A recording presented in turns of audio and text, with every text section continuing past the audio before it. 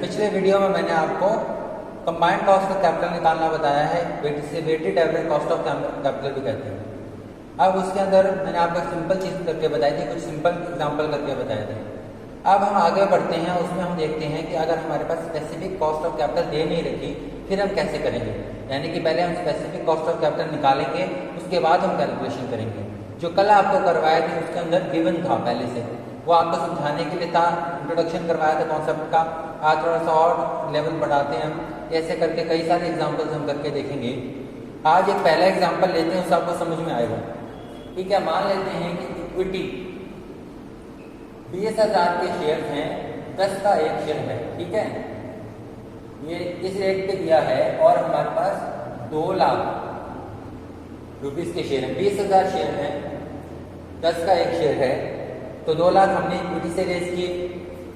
Retained earning हमारी है इसमें 1,30,000 गिवन है, और हमारे पास जो डिबेंचर्स हैं 8% डिबेंचर्स हैं, वो हमारे पास 1,70,000 के हैं। इस तरीके से 5 लाख की हमने यहाँ पे कैपिटल रेज किया।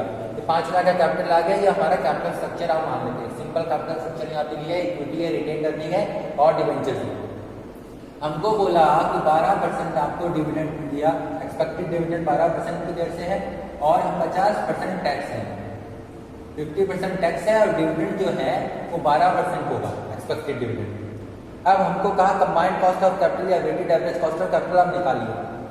अब ध्यान दीजिएगा, हमको चाहिए क्या, स्पेसिफिक कॉस्ट चाहिए। पहले स्पेसिफिक कॉस्ट निकलेगी, फिर हम अमाउंट निकालेंगे, टोटल करेंगे, फिर डिवाइड करेंगे। वो जो टेबल कल बनाया था उसको बनाने के लिए हमको स्पेसिफिक कॉस्ट चाहिए, वो गिवन नहीं है, ना इक्विटी की है, रिटेन्ड अर्निंग की है, ना डिवेंचर्स की है।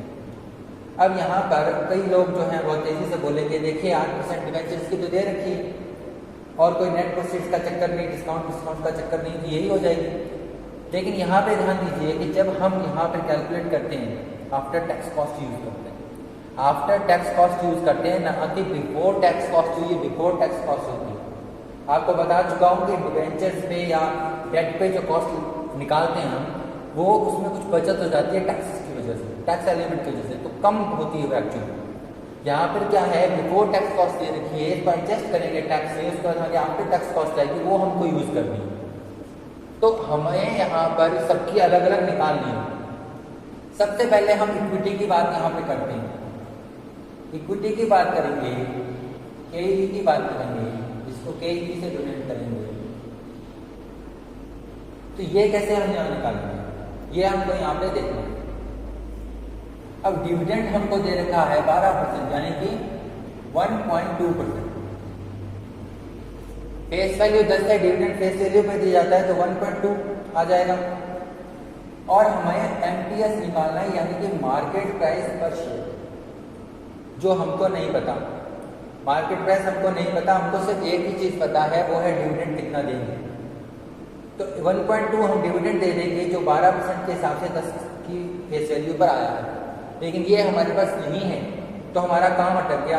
कॉस्ट ऑफ इक्विटी कैसे निकालेंगे हम, हमारे पास ये चीज़ नहीं है। अब ये कैसे आएगी, इसके लिए थोड़ा सा कॉन्सेप्ट समझें आप, कि जो शेयर की मार्केट प्राइस होती है, अब देखते हैं फेस वैल्यू 10 रुपये की है, लेकिन मार्केट प्राइस कई बार बहुत ज़्यादा होती है, 1300 रुपये का शेयर बिक जाता है, 1200 का, 1000 का, 500 का। तो उसके पीछे कई रीज़न रहते हैं, स्पेकुलेशन रहता है। उसके पीछे एक रीज़न रहती है रिटेन्ड अर्निंग। 2 लाख के शेयर्स होते हैं, उसमें 100 रुपये का एक शेयर है या 10 रुपये का एक शेयर है। वो 10 रुपये का शेयर और 100 रुपये का शेयर या 50 रुपये का शेयर, जो भी उसकी फेस वैल्यू है, वो इतना ज़्यादा बड़ा अमाउंट तक कैसे पहुंच जाता है। उसके पीछे कई रीजन है, उसमें से एक रिटेन्ड अर्निंग होती है इसके पीछे। तो एक्चुअल में क्या है कि हमारी मार्केट प्राइस निकालने के लिए हम क्या कर सकते हैं, इस फिगर को यूज कर सकते हैं। अब हम क्या करेंगे, दोनों का सम कर लेंगे, इक्विटी का और रिटेन्ड अर्निंग का। ये 2 लाख और ये 1,30,000, टोटल आया रहेगा यहाँ पे 3,30,000। इसको डिवाइड करेंगे नंबर ऑफ शेयर्स से, किससे, 20,000 से।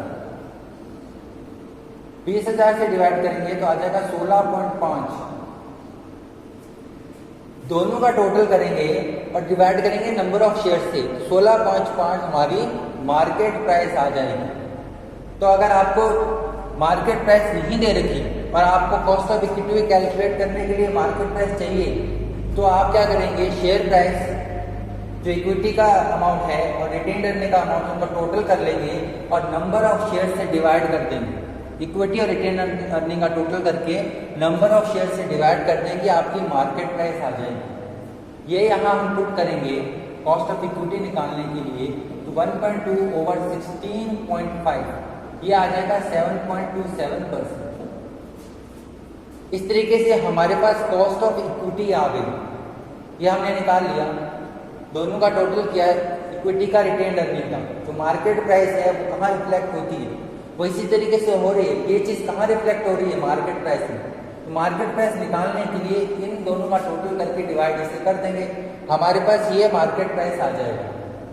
ये यहाँ पुट करेंगे फॉर्मूला में जो पहले करवा चुका हूँ, कॉस्ट ऑफ इक्विटी आ जाएगी 7.27। अब यहाँ पर रिटेन अर्निंग भी निकालनी है। रिटेन अर्निंग में मैंने आपको बताया था कुछ नहीं होता, कॉस्ट ऑफ इक्विटी का एडजस्टमेंट किया जाता है इंडिविजुअल टैक्स से और ब्रोकरेज से। अब हमको वो यहाँ नहीं दे रखा, ये जो कॉर्पोरेट टैक्स दे रखा है ये कंपनी के लिए है, जो बाहर व्यक्ति इन्वेस्ट करेगा, जो शेयर होल्डर है उसके लिए नहीं है।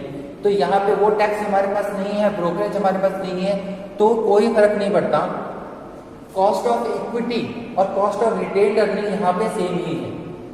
अब आप चाहो तो ये 7.27 अलग अलग इस पे लगा सकते हो, चाहे तो इनका टोटल 3,30,000 को इक्विटी में मान के फिर हम उस टेबल में यूज कर सकते हैं, जैसे मर्जी चाहें। मैं इसके लिए क्या करूंगा, इक्विटी और रिटेन अर्निंग का टोटल 3,30,000 इक्विटी मान के ये कॉस्ट दोनों पे अप्लाई कर दूंगा। यहाँ पे कोई ब्रोकरेज वगैरह नहीं दिया जा रहा, तो दोनों ही में अप्लाई हो जाएगी।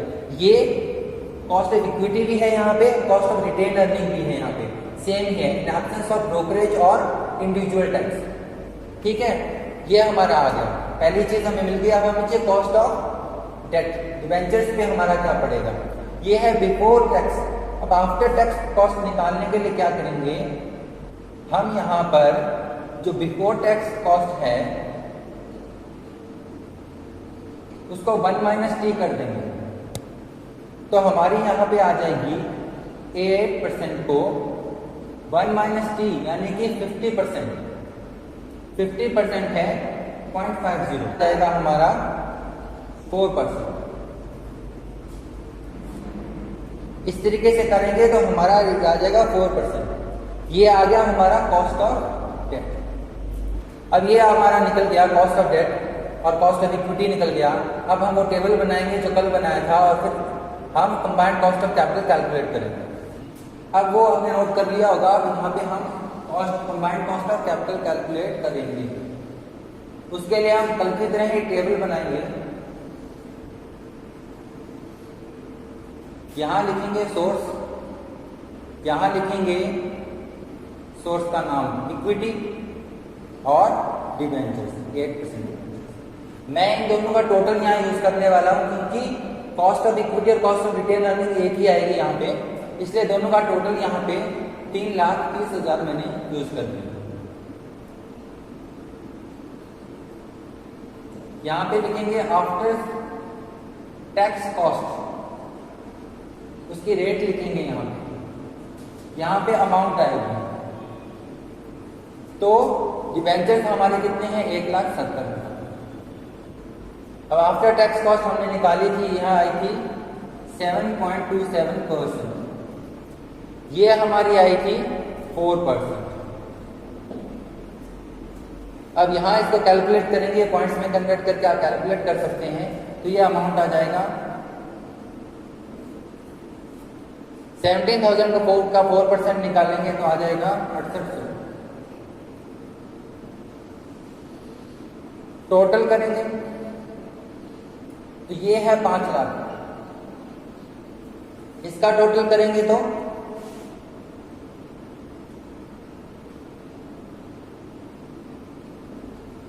30,791, ये हमारा टोटल आ जाएगा।